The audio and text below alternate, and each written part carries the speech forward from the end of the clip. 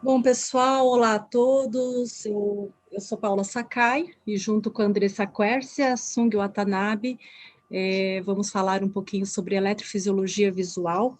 E em nome do Laboratório G6, gostaria de dar boas-vindas a vocês para a gente poder fazer esse evento que a gente chama de Vamos Falar sobre Eletro. Esse evento é um evento para que a gente tente bater um papo, se possível, um pouco mais leve sobre a eletrofisiologia visual, e a ideia é trazer as dúvidas do consultório e de que maneira que a eletrofisiologia pode ajudar no dia a dia, no acompanhamento desses pacientes e no diagnóstico. Então, queria convidar a Sung e a Andressa para fazer parte dessa nossa conversa. Boa tarde. A gente sempre gosta de dividir alguns casos difíceis, desafiadores, e é sempre bom aprender, né? A gente aprende, vamos dividir, compartilhar essas informações. E num ambiente bem agradável, assim, bem informal, que é do jeito que eu gosto, assim, não gosto de coisas muito formais. De difícil não basta a vida, né, Sung? A eletro já é difícil também, então vamos tentar, pelo menos, desmistificar um pouquinho num bate-papo, né? É. Quais são os casos, Andressa? Mostra aí pra gente. Nosso primeiro caso é uma paciente do sexo feminino de 4 anos. Os pais notaram um nistagmo com 11 meses de idade, uma dificuldade para caminhar, e então veio o diagnóstico de astrocitoma pilocístico. Na época, ela foi submetida a uma ressecção parcial desse tumor e uma colocação de derivação. Ela acompanha no nosso laboratório desde 1 ano e 4 meses. Na última visita, em maio, ela já estava com 4 anos, fazendo um segmento a cada 6 meses. E de saúde ela evoluiu muito bem, não teve convulsão, estava só usando Keppra. Só que os pais relatavam uma dificuldade visual em ambos os olhos, resultante desse tumor, e uma alteração de campo visual à direita. Como essa ressonância é da cirurgia, da ressecção do astrocitoma, a gente vê uma desorganização, principalmente do lado esquerdo, e a gente vê o terceiro ventrículo dilatado de um lado e bem coaptado do lado esquerdo, e a gente vê o residual do astrocitoma, que é difícil avaliar o crescimento pela ressonância, por isso que a gente faz esse acompanhamento da acuidade visual. Então, é uma situação sempre assim, de tensão entre os pais e o médico que acompanha. Aquela coisa assim, tá sem químio, tá sem tratamento, só com observação. Então, e com ressonância, assim, com essas desorganizações pós-cirurgia, então é difícil mesmo. A gente colocou aqui um PVE de varredura que ela faz desde o ano e 4 meses, e a gente vê que a acuidade visual ela é progressivamente melhor quando o desenvolvimento vai bem.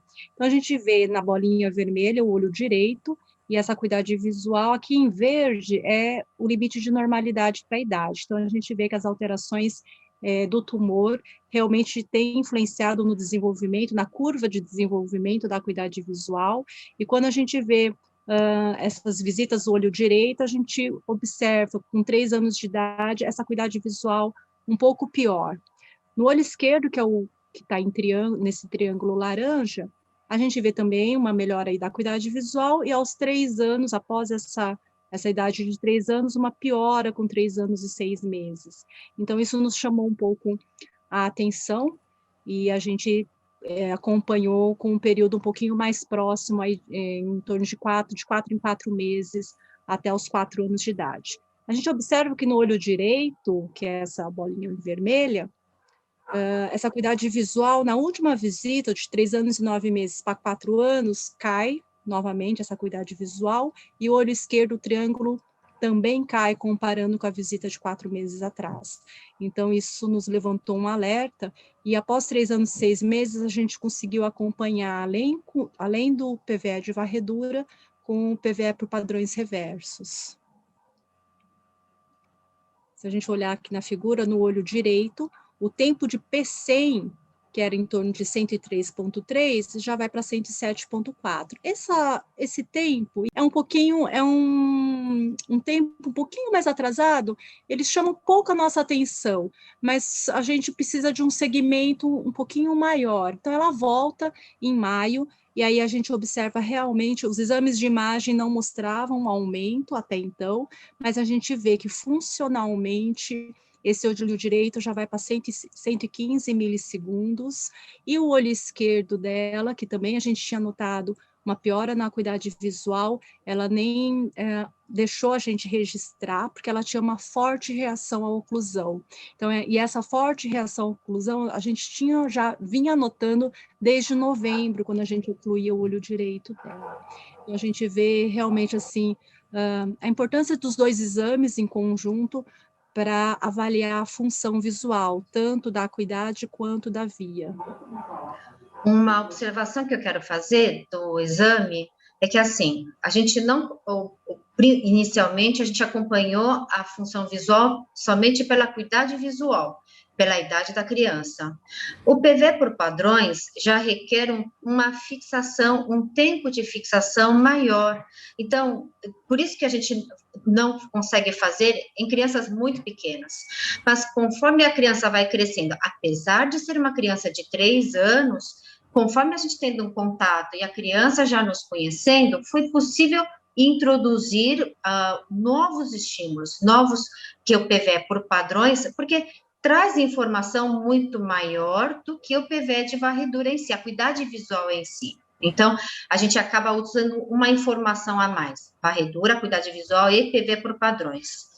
Outra coisa, como a lesão é na região quiasmática, mesmo que no último exame não foi possível fazer o olho esquerdo pela reação, a gente usa os dados da condição binocular e do olho direito para analisar a evolução, porque eles também serão modificados se tiver algum maior comprometimento, compressão do quiasma pelo tumor, pela própria localização. Então, a gente vai usar a informação mais confiável para analisar.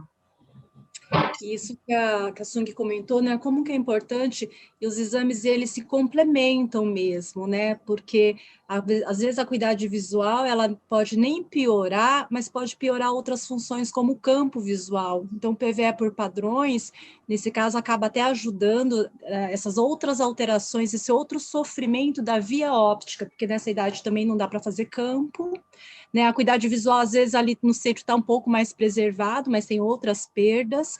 Então, o PVE por padrões, é claro que é muito difícil nessa idade, por isso que ele tem que ser feito e interpretado com bastante cautela, mas realmente mostra que essa localização do tumor aí no quiasma, né, essa reação do olho esquerdo, mas principalmente esse olho melhor dela, que é o olho direito. E aí mostra, né, uma comparação, né, na primeira parte ali em cima. Mostra para mim, Andressa, a parte binocular. Então, tem a primeira visita, que está nessa cor mais clara, e a gente vê um tempo um pouco mais adiantado do que a última visita desse valor de P100, né? Então, isso aí é mesmo para a condição binocular e depois na condição do olho direito. A gente vê também que a resposta anterior era uma resposta bastante robusta, apesar de ela ter 3 anos e 6 meses, e quando ela veio com 4 anos, a gente vê essa queda da acuidade, a gente também vê acompanhada essa queda da função na via. Então, o comparativo longitudinal acaba nos ajudando. Apesar de ser um quadro pediátrico, isso muitas vezes pode ser aplicado para pacientes adultos, né? Então, o paciente se informa a acuidade visual, está mantendo a acuidade visual, mas às vezes o paciente queixa, a minha visão está pior, apesar do médico falar que a visão está boa, está igual, eu noto uma piora da visão, da qualidade da visão. Aí entra realmente a utilização do PVE para avaliar essas mudanças mais discretas da visão. Pode ajudar. Então, aí é realmente só com acompanhamento. Vamos para o caso 2. Esse segundo caso tem uma paciente do sexo feminino de 65 anos. Ela vinha com uma queixa de BAV progressivo em ambos os olhos, pior em olho direito. E nesse olho direito de maior queixa, ela tinha feito 2 injeções intravítreas, a última 1 ano atrás, e além da dificuldade visual, ela apresentava uma queixa de alteração da estereopsia com profundidade e fotofobia. de saúde, ela tinha hipotireoidismo, estava fazendo tratamento, e tinha um histórico de tabagismo por 20 anos. Tinha parado há 25 anos. E ela estava em uso de medicação para o tratamento do hipotireoidismo e algumas vitaminas, o UPN, Preservision, porque ela já vinha com acompanhamento dessa lesão do olho direito. Já a acuidade visual informava 20/80 e 20/20, e essa acuidade visual não melhorava com fluorescenopeito. Aqui na retinografia, a gente vê que tem umas lesões hipocrômicas, parece até fibrose da área parafoveal do olho direito, uns depósitos amarelados, que formam até uma área mais arredondada da região perifoveal temporal, vários depósitos drusiformes na região da periferia, peripapilar nasal, peripapilar na região equatorial superior, e também na região equatorial do olho esquerdo. Então, a gente vê esses depósitos difusos no polo posterior e há umas áreas de atrofia DPR isoladas, mas em placa, na região perifoveal. OCT, o que chama atenção, que não tem um aspecto de drusas, parece mais uns depósitos drusiformes, porque a gente vê que tem mais alteração entre a retina neurosensorial, zona elipsoide, do que elevações do EPR. Nessa região foveal do lado direito, a gente vê que tem uma lesão plana, hiperrefletiva, que pode ser esse o motivo do tratamento com anti-VEGF desse olho, e o olho esquerdo, a atrofia mais localizada nessa região perifoveal temporal. Então, assim, não parece tanto DMRI, porque eu não vejo muitas drusas, mas tem esses depósitos drusiformes com áreas de atrofia DPR e da camada externa isoladas, e essa lesão fibrótica subfoveal do olho direito. Anjo, a gente vê que tem áreas hipo e hiperfluorescência por defeito em janela. Na área foveal tem aquela área de impregnação subfoveal, e aqueles depósitos drusiformes, a gente vê que tem uma captação do contraste. Na região de atrofia do olho esquerdo, a gente tem essa placa de atrofia perifoveal nasal, e aquela área meio circular temporal, com o centro um pouco mais hipofluorescente e um halo mais hiperfluorescente. São vários pontos coalescentes formando um anel meio circular. Se a gente for olhar um pouco assim, comparando os dois olhos, eu vejo um padrão desse anel hiper com centro hiper na região perifoveal bilateral. Então, isso chama atenção. Assim, para mim, não pareceu um quadro de DMR típico. Então, aí foi feita a investigação eletrofisiológica.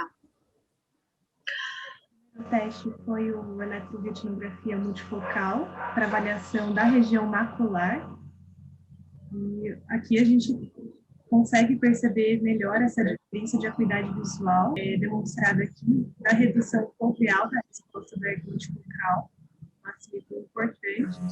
O olho esquerdo, apesar do 20/20, uma boa resposta na área foveolar, a gente vê que o multifocal ajuda a localizar áreas em toda a região macular que tem maior perda funcional, né? Então, aquela área de atrofia parafoveal temporal, nasal, a gente vê uma área de disfunção, redução de amplitude correspondente no multifocal também, né? Então, isso reflete bem como é que está o estado funcional.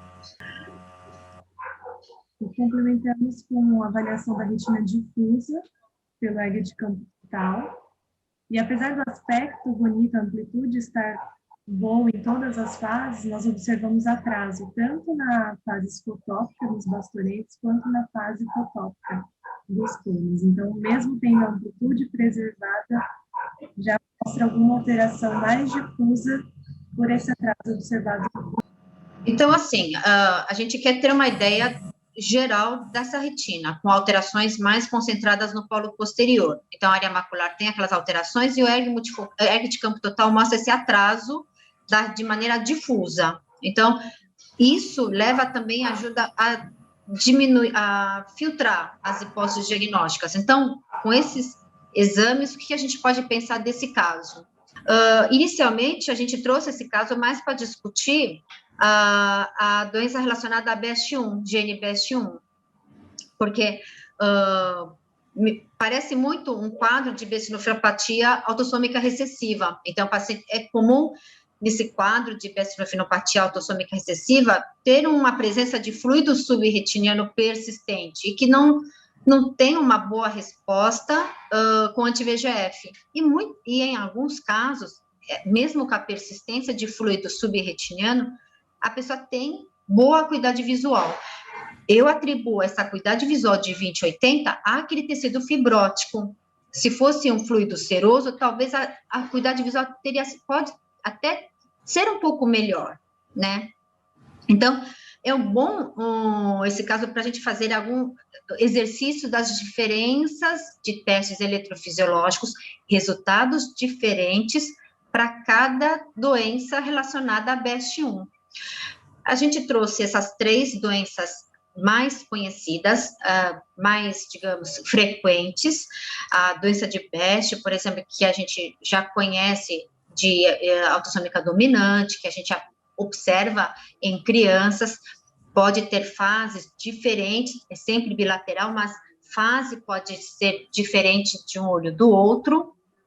Tem aqueles estágios da mudança da lesão viteliforme, né, e que no estágio mais tardio acaba levando a BAV pela atrofia, e tem risco maior de formar membrana neovascular. A característica dos testes eletrofisiológicos para este BEST dominante, autossômica dominante, é o EOG sempre alterado e ERG frequentemente normal. E o ERG multifocal reduzido, mas bem correspondente à área de atrofia. Para distrofia viteliforme foveomacular do adulto, a gente recebe, né, Paula, muito paciente para fazer ERG e EOG do foveolar do adulto, né? E dá sempre normal. Então, é muito raro a gente encontrar EOG subnormal em viteliforme do adulto. Tem outra apresentação clínica, a gente vê que são lesões menores, são geralmente simétricas, a acuidade visual costuma ser boa e de início mais tardio de queixa visual, né? E ERG de campo total também é normal nesses casos. E o multifocal alterado somente correspondente à área foveal, dependendo do comprometimento dos fotoreceptores, quando tem a viteliforme. E a dextrofenopatia autossômica recessiva, que pode fazer diagnóstico diferencial com DMRI, já tem um caráter mais difuso e pode ser múltiplas lesões viteliformes, que evoluem com atrofia central e ficam aqueles depósitos na região perilesional, formando uns anéis. Então, esse caso eu achei que lembra muito, teve fluido, que fez a injeção, mas não teve boa evolução, tem ERG de campo total, que chama a atenção, não está reduzido, mas tem atraso, multifocal reduzido como esperado. E que exame você acha, Paula, que essa paciente pode fazer para ajudar? Ai, tem tanta gente da genética aqui com a gente hoje, né? A Olivia e a Mariana também está aí. Sem dúvida, primeiro pensar nessa parte genética, até para confirmada essa suspeita, e o EOG seria, na parte eletrofisiológica, o eletrooculograma, eu acho que é um exame que a gente, né, deveria sugerir nesse caso, para até olhar como que seria a resposta, né, pensando nessas 3 hipóteses. Então, o EOG, no caso dela, eu acho que ajudaria bastante. Eu também acho que ajudaria. Se der EOG alterado, a chance de ser uma BEST1 é muito grande. Até, assim, o paciente ter acesso aos testes genéticos, eu acho que um EOG seria indicado para o diagnóstico. E para o acompanhamento, você faria o quê, assim? Que exame você faria para acompanhar esse caso?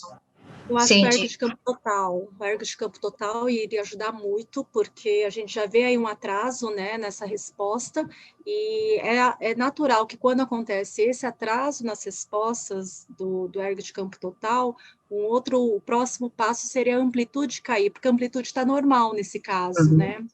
Então, a tendência seria a amplitude cair. Não sei se você pensa dessa maneira, ou se você sugeriria algum outro.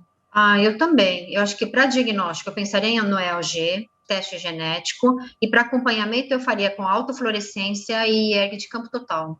Eu acho que eu faria boa isso. ideia. Autofluorescência seria bom. E talvez um ERG multifocal para esse olho esquerdo dela, né, Sung? Talvez, você acha que com o tempo esse esquerdo pode cair também, a acuidade visual aí, e esse pico do multifocal? Pode. Geralmente eles evoluem com alteração macular, sim. Mas aí o paciente vai ter a queixa, porque agora é o melhor olho, então eu acho que o paciente vai perceber logo se tiver algum acometimento. Nossa, esse quadro que você trouxe, Sung, e discutiu, acho que faz a gente pensar na parte eletroretinográfica com outro olhar, né? Na parte eletrofisiológica com outro olhar para as doenças, né, viteliforme, para as distrofinopatia, né? Então, é um olhar que eu acho que traz para os eletrofisiologistas também. Porque é o mesmo gene, mas com fenótipos diferentes, idade de aparecimento diferente, evolução prognóstico diferente, né? Então, e viteliforme do adulto, a gente vê até que com uma certa frequência, né? Então, eu acho que vale a pena. Tem até trabalhos que falam que viteliforme do adulto não deixa de ser uma variação do autossômica dominante, do BEST juvenil clássico, que apenas um quadro mais leve, mais brando, porque é um aparecimento mais tardio e tem uma evolução mais, assim, mais favorável, menos grave, lesão menor, evolui também para atrofia, assim, mas não numa velocidade bem menor. Então, eles até acham que é da mesma doença. O gene é o mesmo. Então, assim, é um exercício. A gente tem que começar a ver outras facetas da mesma doença, né? Bom, vamos para o nosso último caso. Uma paciente também do sexo feminino, hoje também só mulheres. Uma paciente de 47 anos. Ela tinha uma queixa de BAV no olho esquerdo há 3 anos, com escotoma paracentral anelar branco. E no olho direito, sem queixas. Ela tinha uma acuidade visual de 20/20 e 20/32. Até foi uma dúvida nossa, porque ela tinha um histórico de cirurgia refrativa, com 25 anos de idade. A gente fez com fluorescenopeito, porque pode acontecer de fazer monovisão, então justificaria até essa diferença de visão, mas não melhorava com fluoro. E também não tinha um histórico de alta miopia, que poderia justificar a discreta nictalopia que ela tinha nesse olho também, mas não era uma miopia tão alta. E de antecedentes sistêmicos não tinha nada digno de nota, nenhuma doença crônica, não usava nenhuma medicação. E veio para a investigação da parte eletrofisiológica, focando na investigação retiniana, de uma suspeita de distrofia retiniana. Aqui na retinografia, o lado direito, não tem nenhuma alteração nesta imagem apresentada, assim, não chamou nada de atenção, OCT normal. Olho esquerdo, a gente já vê que tem um brilho difuso reduzido, a parte dos vasos tem uma atenuação de calibre arteriolar e venosa, a gente vê que tem uma atrofia difusa do EPR, não tem depósito de pigmentos, a gente vê uma coloração alterada correspondente à atrofia do EPR, que acompanha todas as grandes arcadas, a partir do disco, poupa um pouco a área foveal macular. OCT, a gente vê que tem uma atrofia importante da camada externa, conforme vai afastando da fóvea, e a área foveal preservada. Então, a gente vê que tem uma diferença, sim, de padrão fundoscópico entre os dois olhos, e com uma área bem mais atrófica. Aqui a gente vê que na autofluorescência, vou começar pelo lado esquerdo, que tem um padrão bem alterado, difuso, bem evidente, e esse halo hiperalto perifoveal. Então, isso, assim, já pelo fundo de olho, autofluorescência, realmente lembra muito retinose pigmentária, OCT também. A autofluorescência do olho direito chama atenção que tem alguns segmentos do vaso que tem calibre reduzido. Então, eu vejo que esse temporal inferior tem uma área, ali está preto, porque tem depósito de pigmento adjacente ao vaso. e conforme vai ficando mais distal, a gente vê que tem um leve afinamento. Na região peripapilar superior, tem uma área de atrofia, DPR, e também depósito de pigmento nesse vaso das 12 horas. Então, a gente vê que o calibre parece que está maior, mas é porque tem essa área de hipo alto pelo bloqueio do pigmento. Então, não é uma retina tão inocente assim, apesar de não ter queixa. Pode passar. Campo visual e OCT de fibras peripapilares normais, o lado esquerdo está um pouquinho mais irregular, parece até que está mais espessada. Campo tubular, olho esquerdo, olho direito, ela tem um escotoma inferior com o aumento da mancha cega nessa região temporal inferior. O de baixo, eu acho que é o campo 32, né? Acho que é 30, não, é 10-2. É 10-2. 10-2 normal do olho direito, e o lado esquerdo ainda pegando um pouquinho da área de escotoma bem no limite dos 10 graus. Então, ela só tem 10 graus de ilha central de visão. Pode passar. Aí o ERG, né? Paula, quer comentar do ERG? O que você achou desse ERG?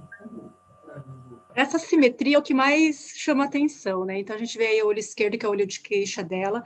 A gente coloca até 4 flechinhas aí para mostrar que é uma alteração 4 em 4, uma brincadeira nossa aí para mostrar que é uma alteração bem grave, ou seja, uma alteração não detectável para nenhuma das respostas do ERG de campo total. Então, resposta de bastonete, máxima, potencial oscilatório, resposta de Cones e Flicker, sem respostas, né, ou com, que a gente chama de respostas não detectáveis. E quando a gente olha o olho direito, que é o olho que ela não tem queixas visuais, mas como a Sung comentou, das alterações e que não é um olho tão inocente, a parte do ERG de campo total também demonstra isso, com uma amplitude um pouquinho reduzida, tem em torno de 80% de resposta preservada.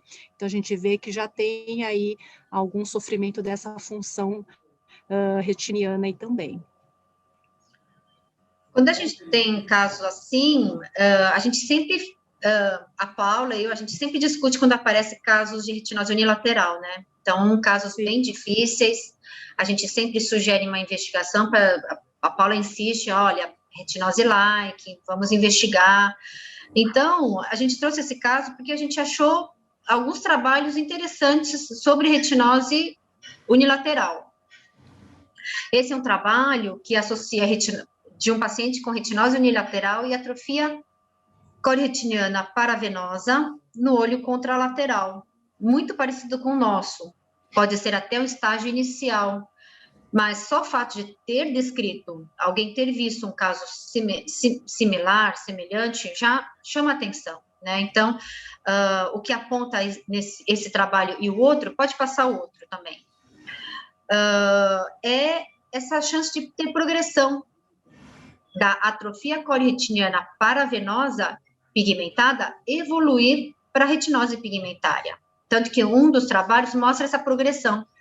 Os dois mostram uma ERG de campo total extinto no olho com retinose e o outro olho reduzida. Campo visual também, essa assimetria é importante.